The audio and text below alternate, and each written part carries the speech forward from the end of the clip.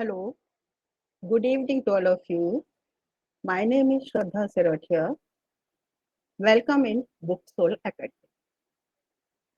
Today, we are now going to discuss the chapter 5th for the ninth class. This is the fundamental unit of the life. So, the name of the chapter, this is the fundamental unit of the life. So, now we look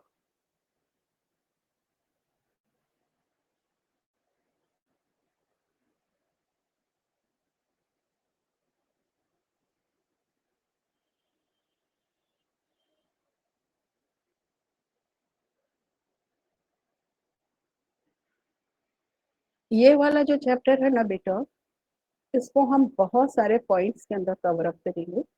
तो first point हमारा होगा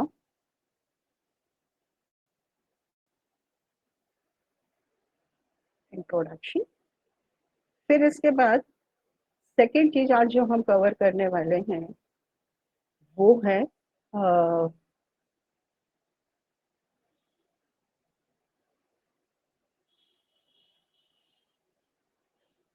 definition.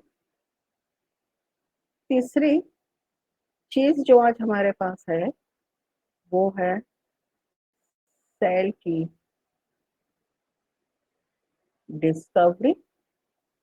और last point जो आज हम cover करेंगे वो है हमारे पास सेल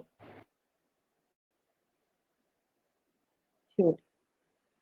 इन 4 पॉइंट्स को आज अपन यहाँ पर कवर अप करने वाले। तो सबसे पहले जब हम इसकी बात करें इंट्रोडक्शन की, तो हमारे पास ये जो 3 वर्ड आ रहे हैं, हमें इनका मीनिंग पता होना चाहिए, है ना। तो जब हम मीनिंग की बात करते हैं तो सबसे पहला वर्ड जो आपके पास आ रहा है वो वर्ड है हमारे पास, दैट इज फंडामेंटल। अब जानते हैं फंडामेंटल का मतलब क्या होगा? फंडामेंटल मतलब किसी भी चीज का जो ये बेस होता है, वो बेस यहाँ पर कहलाता है फंडामेंटल। सपोज करिए आपसे यदि कहा जा रहा है कि आज हमें यहाँ पर एक पिज्जा बनाना है, तो उस पिज्जा को बनाने के लिए हमें एक बेस चाहिए ना, और उस बेस के ऊपर फिर हमारे पास बहुत सारा जो मटेरियल है वो हम यहाँ पर ले जा करके डालते हैं। अब यदि ये बेस यहाँ पर नहीं है तो क्या आपका पिज्जा यहाँ पे तैयार हो सकता है? नहीं हो सकता ना। तो इस पिज्जा के लिए जो बेस है, that base that is the fundamental. मतलब एक जो जरूरी सी चीज होती है किसी भी आइटम के लिए या किसी भी चीज के परफॉर्मेंस के लिए, वो चीज यहाँ पर कहलाती है फंडामेंटल। आगे बात समझ। अब दूसरा वर्ड यहाँ पर है, दैट इज यूनिट। अब इस यूनिट का मतलब जानते हैं क्या होता है? एक स्मॉल सा पोर्शन, एक स्मॉल सी चीज। जैसे फिजिक्स में आप बहुत सारी चीजों की यूनिट करते हो, है ना। लाइट में भी होता है, जैसे फोटोन एक स्मॉलेस्ट यूनिट होती है लाइट की। उसी तरह से एक स्मॉल सी यूनिट जिसमें हम इसको पूरे को रिप्रेजेंट कर सकते हैं, वो होती है यहाँ पर।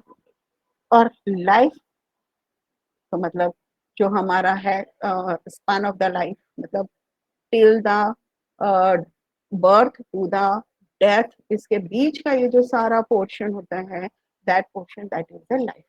तो इस लाइफ के एक यूनिट जो इसका मेन बेस बनाती है, वो आज हमें पढ़ना है। और वो चीज होती है यहाँ पर, दैट इज सेल। समझ में है?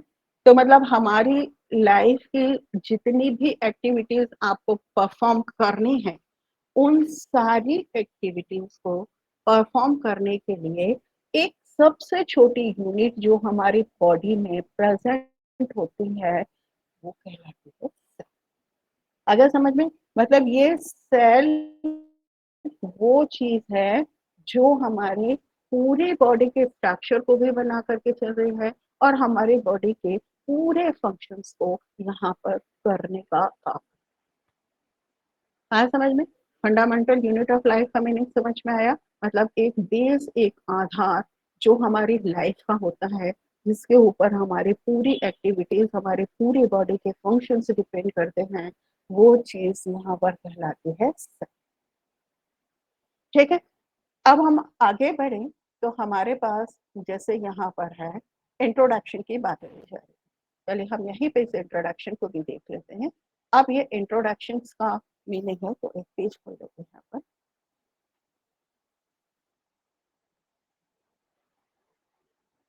अब जब हम यहाँ पर इस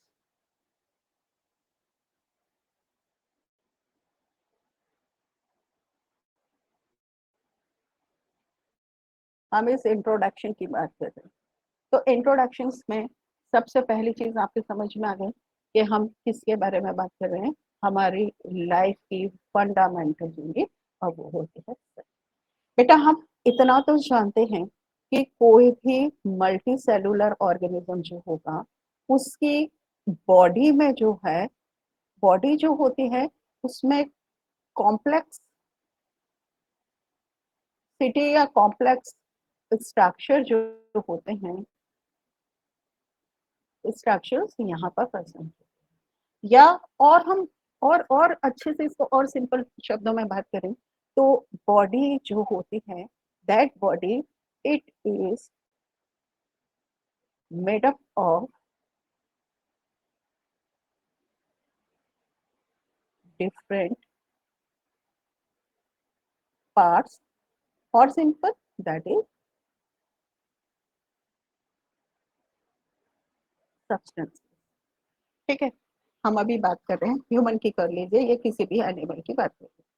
अब जैसे अब आपके दिमाग में आ रहा होगा कि ये सब्सटेंसेस भाई क्या हो सकते हैं। तो जैसे देखो हमारी बॉडी जो है, हमारी बॉडी के अंदर ये ब्लड भी प्रेजेंट है जो पूरी बॉडी को कम्युनिकेट कर रहा है। हमारी बॉडी को एक शेप मिला हुआ है, मतलब हमारी बॉडी में ये बोन्स यहाँ पर प्रेजेंट है ना? ठीक है, ओके। अब अब जब हमें इंटरनल या एक्सटर्नल इन्वायरमेंट के साथ में कनेक्ट होना है, तो हमारी बॉडी के अंदर यहाँ पर ये नर्व्स भी प्रेजेंट है ना? तो अब ये कोई भी चीज जो हमारी बॉडी के अंदर प्रेजेंट है, जैसे मैंने तो तीन ही एग्जांपल दी, हमारी बॉडी में तो बहुत सारी चीजें प्रेजेंट होती हैं। तो अब इन सबको कैसे बनाया, या ये सारी चीजें कैसे बनी, तो इन सबको बनाने के लिए जो एक स्मॉलेस्ट यूनिट होती है ना, वो स्मॉलेस्ट यूनिट होती है सेल। हो गया, क्योंकि ये सेल हमारी बॉडी के सारे फंक्शंस को बना करने का काम कर रही है, सारा स्ट्रक्चर्स बनाने का काम कर रही है। और जब हम इन सेल्स को, एक जैसा फंक्शन करने वाली सेल्स को कलेक्ट करते हैं ना, तो कलेक्ट करने के बाद यहाँ पर ये टिश्यू का फॉर्मेशन होता है। अब एक जैसे टिश्यू जब मिले तो इन्होंने बना दिया एक ऑर्गन। ठीक है, अब ऑर्गन जो एक जैसा फंक्शन यहाँ पर करने वाले हैं, वो यहाँ पर बना देते हैं एक पूरा सिस्टम, ऑर्गन सिस्टम। अब इस ऑर्गन सिस्टम से हमारी बॉडी में बहुत सारे ऑर्गन सिस्टम हो जाएंगे। जैसे एक हो गया डाइजेस्टिव सिस्टम, एक हो गया सर्कुलेटरी सिस्टम, एक हो गया नर्वस सिस्टम, ऐसे बहुत सारे सिस्टम हमारी बॉडी के अंदर यहाँ पर तैयार हो गए। अब ये सारे सिस्टम मिल करके हमारी बॉडी का एक फंक्शन यहाँ पर परफॉर्म करने का काम करते हैं। समझ में आ गया? Yes and no? अब जैसे मान लीजिए, चलो हो सकता है आपके दिमाग में ये भी चीज आ रही हो कि भाई ये तो ह्यूमन बॉडी की बात होगी, क्या प्लांट्स में भी ऐसा होता है? तो प्लांट्स में भी हमें पता है कि प्लांट्स जो होते हैं ना, इनके अंदर भी तो बहुत सारे पार्ट्स होते हैं या नहीं होते? जैसे एक प्लांट हमारे पास है, मान लीजिए ये प्लांट है, इसके अंदर हमें यहाँ पर रूट सिस्टम भी दिखाई दे रहा है, इसके अंदर यहाँ पर हमें शूट सिस्टम भी दिखाई दे रहा है। इस शूट सिस्टम के अंदर आपको यहाँ पर लीव्स भी मिल रहे हैं, आपको यहाँ पर फ्लावर्स भी मिल रहे हैं, है ना?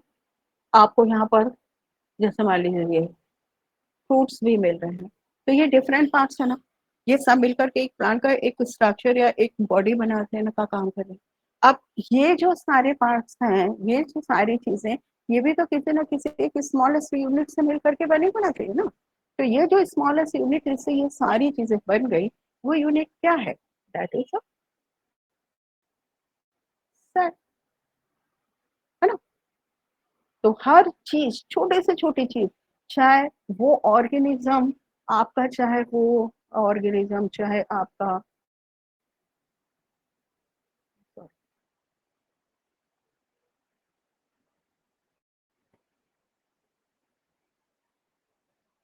वो ऑर्गेनिज्म आपका, चाहे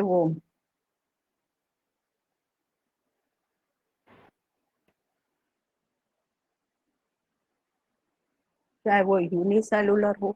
यूनिसेलुलर मतलब जिसकी बॉडी जो है सिर्फ एक ही सेल से मिलकर के, एक ही सेल से मिलकर के बनी। अब चाहे वो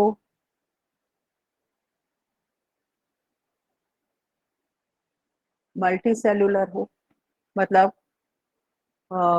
मिलियन एंड ट्रिलियन ऑफ, जिसकी बॉडी मोर देन 1000 सेल से मिलकर के बनी है।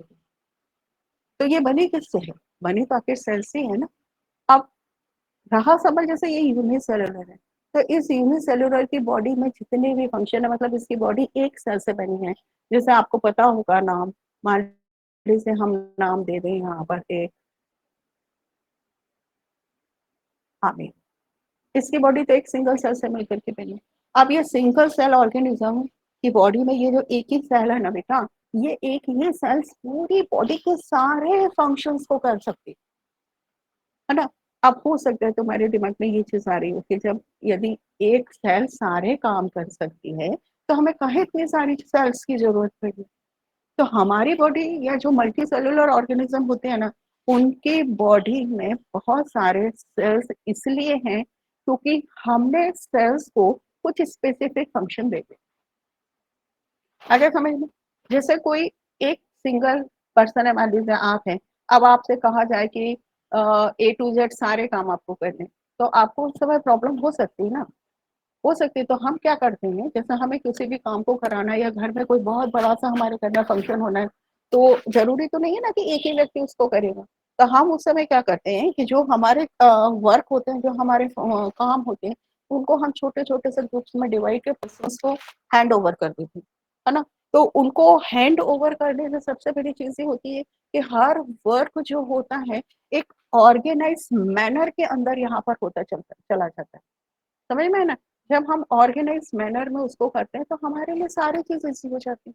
तो यही चीज हमारे अंदर होती है कि हमने वर्क को यहाँ पे डिवाइड कर दिया।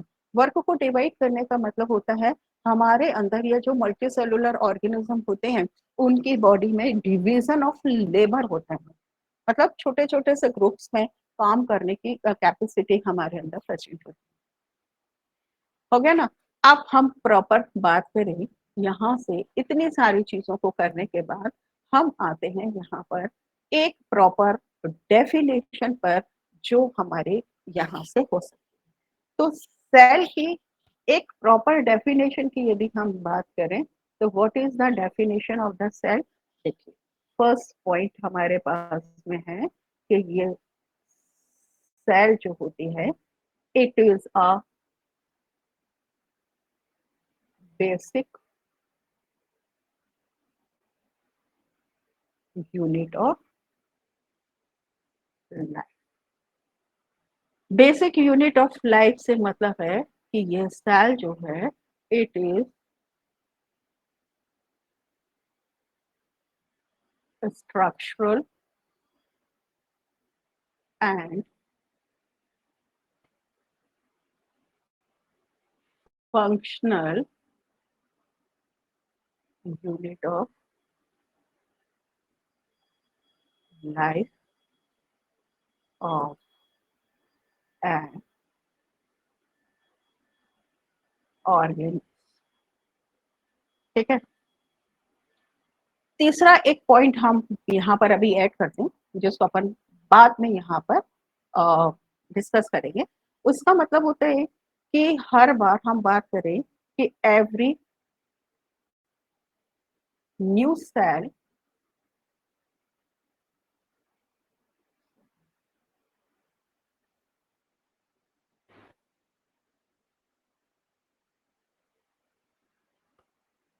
cell, it is arise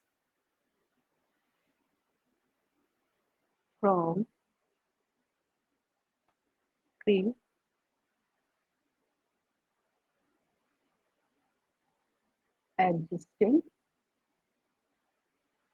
cell। अब इस प्री एग्जिस्टिंग सेल का मतलब क्या होता है? प्री एग्जिस्टिंग सेल का मतलब है बेटा कि कोई भी जो सेल है, इस सेल के अंदर डिवाइड होने की कैपेसिटी होती है। तो जब ये डिवाइड होती है तो इससे जो ये न्यू सेल्स बन जाती हैं, ये बन गई यहाँ पे डिवीजन के बाद न्यू सेल्स, है ना। तो ये न्यू सेल्स बने कहाँ से? ये पुराने वाले सेल्स। तो ये जो पुराने वाले सेल्स है, उसके लिए हमने यहाँ पर जो वर्ड यूज किया है वो हमने प्री एग्जिस्टिंग वर्ड किया है। सिंपल जैसे अपन समझने की बात करें, एक हमारे पास में पेपर है, उस पेपर को यदि हम दो पार्ट्स में डिवाइड कर दें तो उससे दो बन गए ना। तो वो जो दो नए हमारे पास में पार्ट्स बने हैं वो हमारे पास जो प्रीवियस पेपर था उसी से तो बने हैं। तो इसका मतलब होता है कि जब भी हम सेल्स को न्यू सेल्स बनाने की बात करते हैं तो हमेशा ये जो न्यू सेल्स होती हैं वो हमेशा कहाँ से निकल कर आएंगी? अपने पुराने या प्री एग्जिस्टिंग सेल से निकल करके आगे समझ में। क्योंकि हर सेल्स के अंदर डिवीजन कैपेसिटी होती है, जिस डिवीजन कैपेसिटी से ये हमेशा न्यू सेल्स का फॉर्मेशन यहाँ पर करता है। क्लियर हुआ? Yes no? ठीक है। तो ये तीन मेन पॉइंट्स यहाँ पर होते हैं। तो हमारा जो पूरा का पूरा फोकस है वो होता है सेल के स्ट्रक्चरल और फंक्शनल यूनिट के ऊपर यहाँ पर। आया समझ में? अब यदि हम बात करें यहाँ से कि हमने यहाँ पर ये कहा कि सेल एक स्ट्रक्चरल और फंक्शनल यूनिट यहाँ पर होती है या एक बेसिक फाउंडेशन यहाँ पर बना करके चलती है, तो एक हम कंपैरिजन कर सकते हैं ना कि ये जो सेल होती है that are a bricks of our body. जैसे किसी भी मकान के आपको फाउंडेशन तैयार करनी है या उस बिल्डिंग को खड़ा करना है, तो बिना ईंट के आप वो मकान तो नहीं बना सकते। चलिए ठीक है, हम आपसे कह रहे हैं कि आपको हमने सीमेंट भी दे दी, कंक्रीट भी दे दी, बजरी भी दे दी, सब कुछ दे दिया, सैंडविच सब हमने आपको प्रोवाइड कर दिया और आपसे कहा जा रहा है भाई साहब आप ये बिल्डिंग बनाई, तो क्या आप बना सकते हो? आप तो यही कहोगे ना कि मैम सबसे पहले तो आप हमें ब्रिक्स दीजिए, जब आप हमें ब्रिक्स दे दोगे तभी हम यहाँ पर इसके फाउंडेशन को बना पाएंगे। जब तक वो नहीं है तब तक हम यहाँ पर फाउंडेशन को तैयार नहीं कर सकते। ठीक है ना? तो that is a base, that is the fundamental unit जिसके ऊपर हमारी एंटायर लाइफ यहाँ पर डिपेंड करती है, वो कहलाता है। आया आगे बात समझ में? अब हम बात हमारे पास में हम करते हैं नेक्स्ट कि इसकी हिस्ट्री यहाँ पे क्या होती है। तो हिस्ट्री में जब हम बात करते हैं तो सबसे पहला क्रेडिट जो चाहता है वो चाहता है हमें रॉबर्ट हुक। दैट इज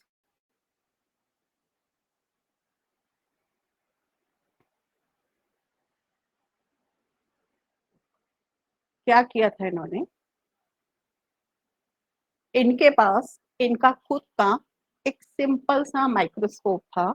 उस माइक्रोस्कोप के अंदर उन्होंने कॉर्क, इस कॉर्क की थिन स्लाइड यहाँ पर ऑब्जर्व की। अब ये चीज की व्हाट इज दैट कॉर्क? तो that is the bar of tree. आता समझ में? इस बार्क ऑफ ट्री को इन्होंने क्या किया, अपने सिंपल से माइक्रोस्कोप से अब ऑब्जर्व करने के बाद इन्होंने ये कंक्लूजन निकाला कि ये अंडर माइक्रोस्कोप में जब हम देख रहे हैं तो it is look like a chamber of honeycomb, that is the compartment of a honeycomb. जैसे मधुमक्खी के छत्ते में छोटे छोटे से बहुत सारे चैम्बर्स यहाँ पर प्रेजेंट होते हैं, ये स्ट्रक्चर हमको यहाँ पर दिखाई, ये जो स्ट्रक्चर उन्हें, ये जो कंपार्टमेंट उन्हें दिखाई दे रहे थे, इस कंपार्टमेंट को इन्होंने नाम दिया था, ठीक है ना। तो ये चीज आ गई। इसके बाद जब हम आगे बढ़े तो नेक्स्ट साइंटिस्ट हमारे पास जो आए वो थे यहाँ पर परकिंजी। और परकिंजी ने क्या किया था कि जो जितने भी फ्री लिविंग बैक्टीरिया थे,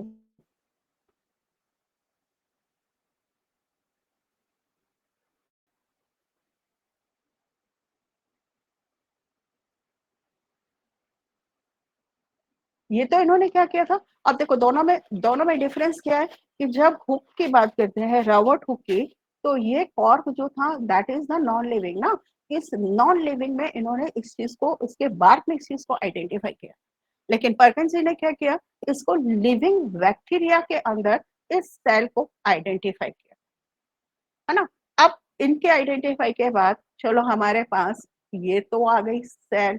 अब भैया इस सेल के अंदर भी तो कुछ होना चाहिए ना।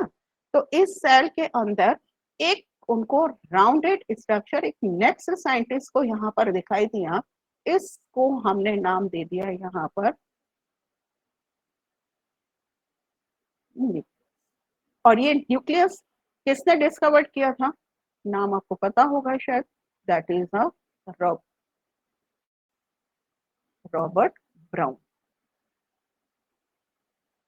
इन्होंने यहाँ पर बताया ये जो सेल आप देख रहे हो, जब इन्होंने इलेक्ट्रॉन माइक्रोस्कोप और हायर माइक्रोस्कोप यहाँ पर यूज किए तो उनके अंदर उसमें एक डार्क कलर की राउंडेड बॉडी उनको यहाँ पर दिखाई दे रही थी। इस राउंडेड बॉडी को उन्होंने यहाँ पर नाम दे दिया। हाँ, आया कुछ समझ में, ठीक है, क्लियर हो गया। अब इन सारी चीजों के बाद जब ये सारी चीजें आ गई तो हमारे पास फिर दो साइंटिस्ट और आए। उन दो साइंटिस्ट ने मिलकर के सेल थ्योरी को यहाँ पर परफॉर्म किया।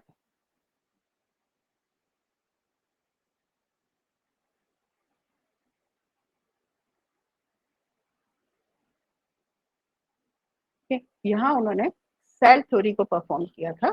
और ये दो साइंटिस्ट, एक थे हमारे पास में बॉटनिस्ट और एक थे जियोलॉजिस्ट, स्लीडन एंड स्वान। ये दो नाम हैं जिन्होंने यहाँ पर सेल थ्योरी को प्रपोज किया। स्लीडन का कहना था कि जितने भी प्लांट्स होते हैं उनकी पूरी बॉडी जो है वो माइन्यूट और टिनी स्ट्रक्चर से यहाँ पर मिलकर के बनी होती है। और ये जो माइन्यूट और टिनी स्ट्रक्चर होता है, that structure, this one is known as a cell. इसी चीज को स्वान ने भी यहाँ पर बोला था कि जितने भी एनिमल्स होते हैं, चाहे वो माइक्रोस्कोपिक हो, चाहे वो मल्टी सेलुलर हो, उनकी बॉडी जो होती है that is made up of a cell.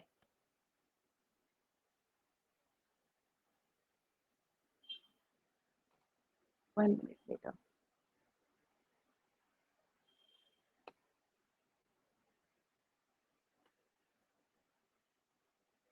Okay, let's see. तो आपको बताते हैं कि कैसे होता है यहाँ पर सारा कुछ।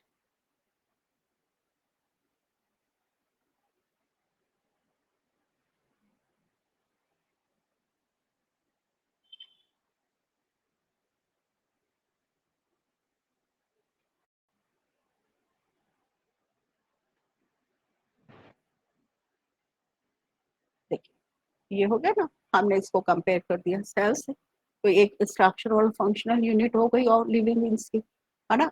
और इसको हमने लाइफ का बिल्डिंग ब्लॉक भी बोलते हैं। फिर ये पॉइंट भी मैंने आपको बोला कि न्यू सेल्स हमेशा कहाँ से आएगी, अपनी प्री एग्जिस्टिंग सेल से यहाँ पर आती है ना। अब जहां तक डिस्कवरी की बात है, तो देखो फर्स्ट डिस्कवरी दी थी रॉबर्ट हुक ने 1665 में। क्या देखा उन्होंने, जब थिन स्लाइस उन्होंने कॉर्क की अपने माइक्रोस्कोप में लगाई, तो उस स्लाइस को जब ऑब्जर्व किया उन्होंने अपने इस माइक्रोस्कोप से, तो ये उन्हें इस तरह से हनी कोम लाइक स्ट्रक्चर्स की दिखाई दे रही। अब इस हनी कोम के अंदर ये जितने भी छोटे छोटे से चैम्बर आपको दिख रहे हैं ना, सारे chambers that is known as a cell. अब सेल तो आ गए भाई, अब सेल के बाद में आगे यहाँ पर थे एंटोन बॉन ड्यूपॉन्ट। सिंपल माइक्रोस्कोप इन्होंने यूज किया, और अब इसमें जो सेल और न्यूक्लियाई था, न्यूक्लियाई तो हम फिर भी नहीं बोलेंगे, अभी हम बोलते हैं कि यहाँ पे जो सेल्स था वो इन्होंने फ्री लिविंग ऑर्गेनिज्म, कौन सा, ये एक इंपॉर्टेंट क्वेश्चन होता है एनसीईआरटी का। फ्री लिविंग ऑर्गेनिज्म इस बैक्टीरिया के अंदर बैठा सेल को ऑब्जर्व किया। फिर नेक्स्ट 101% जो क्वेश्चन एग्जाम्स में होते हैं वो है कि न्यूक्लियस की डिस्कवरी किसने की। तो ये नाम है रॉबर्ट था, इन्होंने की थी। आगे समझ में क्या किया उन्होंने कि he had also found that the cell is surrounded by a limiting structure, that one it is known as a cell membrane। ठीक है, मतलब सेल के अंदर न्यूक्लियस तो मिल गया, अब इस न्यूक्लियस के चारों तरफ, जैसे मैंने भी थोड़ी देर पहले भी बोला था कि इस न्यूक्लियस के चारों तरफ एक मेम्ब्रेन हमारे पास है। तो लाइक दैट ये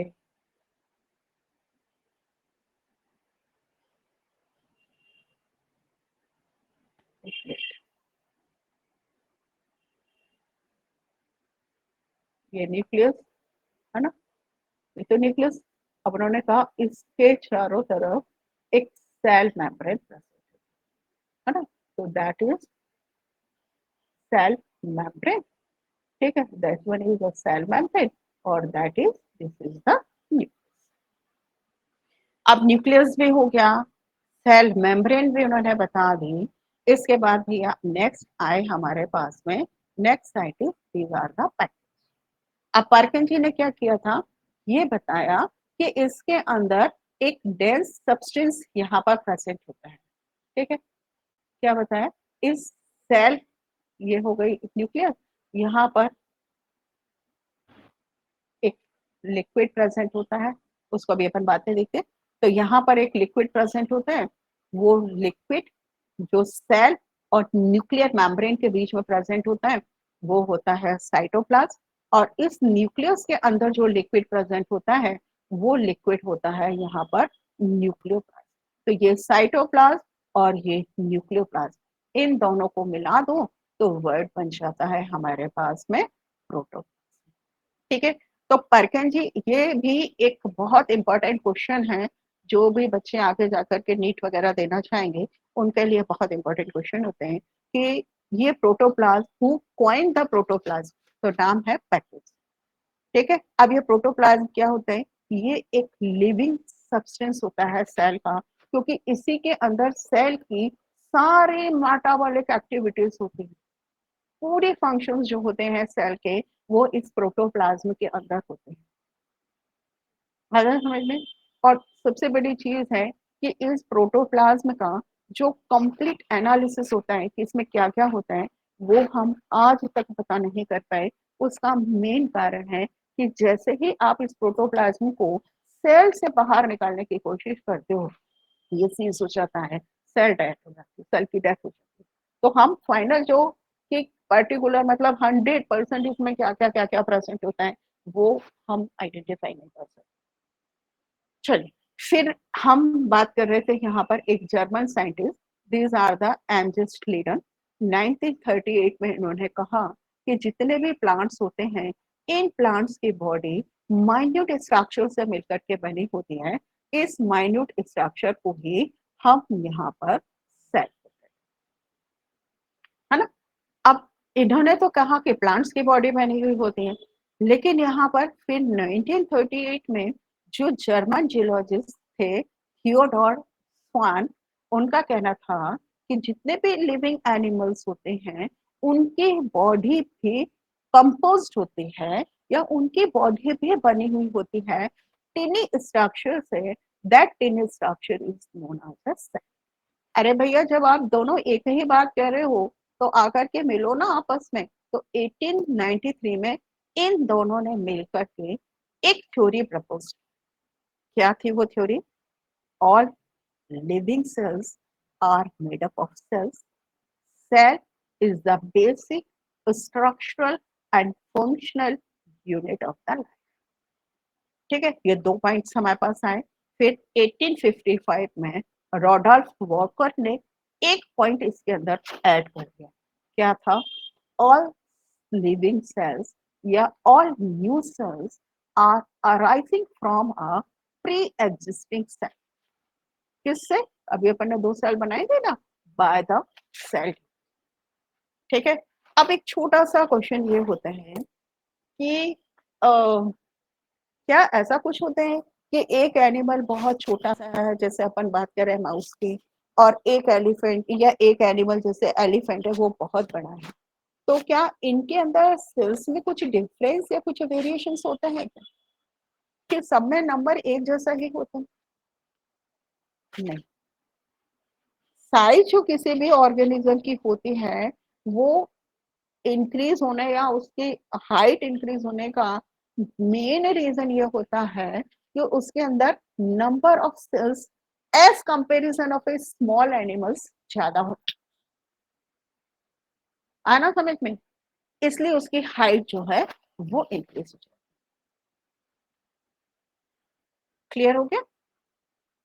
यस और नो? सो ओके, आज के लिए इतना ही काफी है ना? फिर अपन कल दोबारा मिलते हैं। Have a nice day.